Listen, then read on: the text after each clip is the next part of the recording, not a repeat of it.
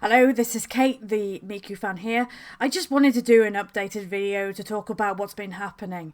Now, for some of you who are aware, my YouTube channel has been very quiet. There are a bunch of reasons why it's been that way for quite some time. Now, the Comic-Cons I've been normally going to over the last couple of years have been cancelled left, right and centre, including the ones in Birmingham, the one in Manchester, actually there's two, the Doki Doki one and the MCM one.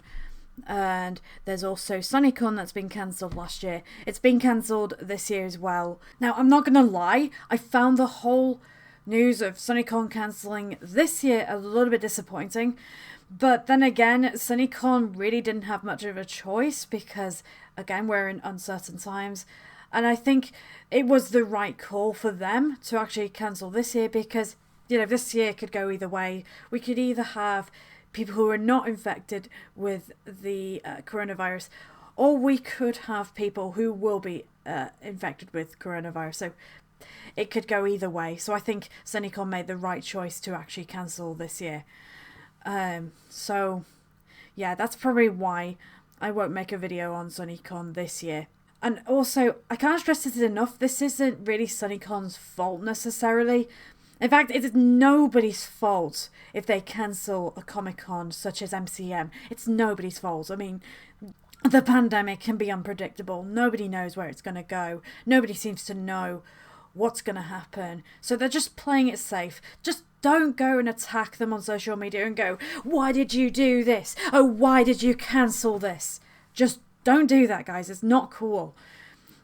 Just be a little bit understanding. Just understand that this pandemic is through no fault of anybody. And, they want to do what's best for us, the geek community and the Japanese community. They want to do what's right and they want to keep you safe and they want to keep me safe. They want to keep everybody safe.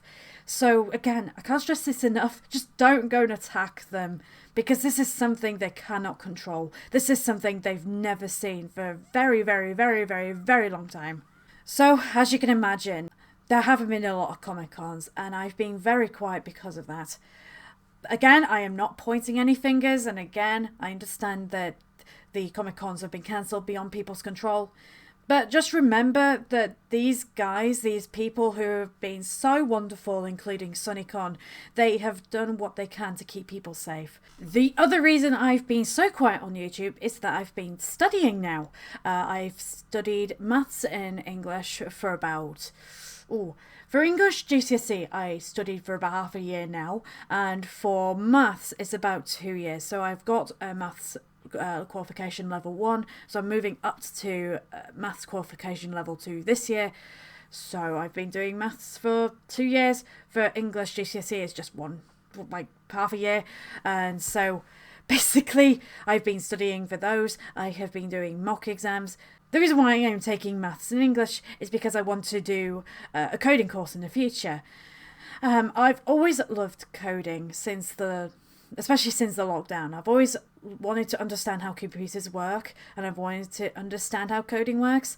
And so I figured, I might as well get into a coding career.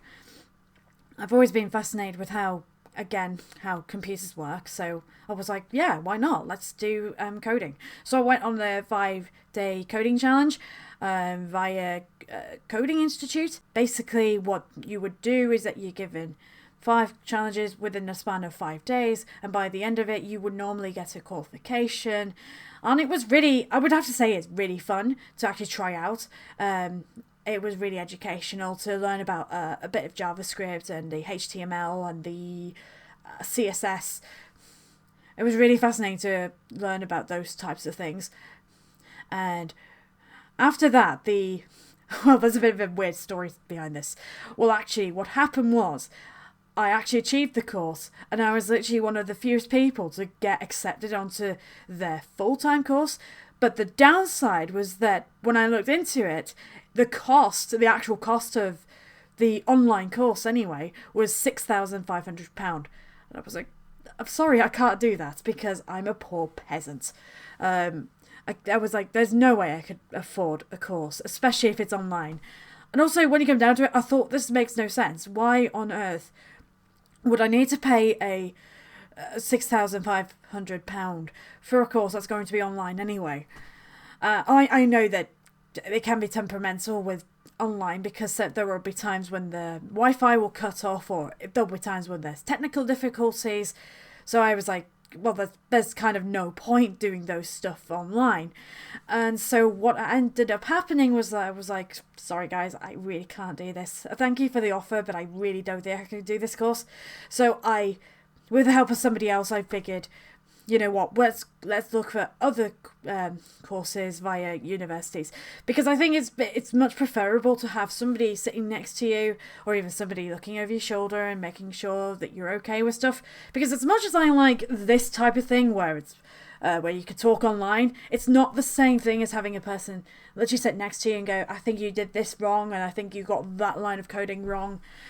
I think it makes sense having that type of interaction this way, because sometimes coding can be very difficult to describe to somebody.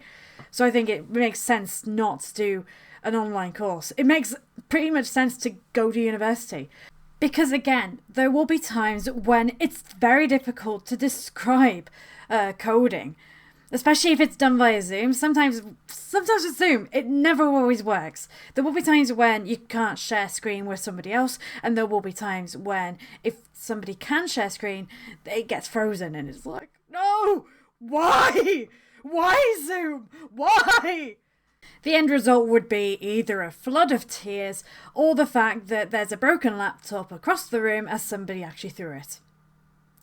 Not that it happened, but it could happen. So, that's a very long-winded answer, but I hope that explains why I've been so quiet.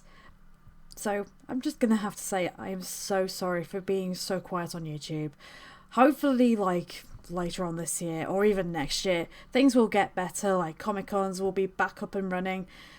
And, yeah, I think that next year looks a bit brighter than this year, because, again, Comic-Cons have been very much cancelled left, right and centre.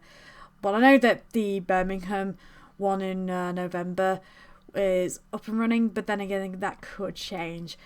One thing I would say to people is that don't go attack these people, these organisations on social media and go, why did you cancel this?